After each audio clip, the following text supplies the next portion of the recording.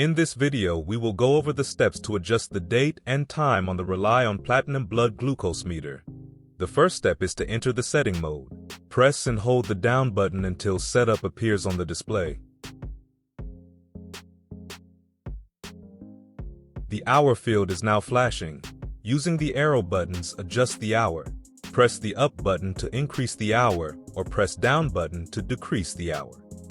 After adjusting the hour, press and hold the up button to set the hour and move to the next field. Next, the minute will blink. Using the up or down button, adjust the minutes. Press and hold the up button to set the minute and move to the next field. Next, we have the option to select AM or PM. Press and hold the up button to confirm AM or PM. Next, the month will blink, and you can similarly change the month as needed. Press and hold the up button to confirm and move forward.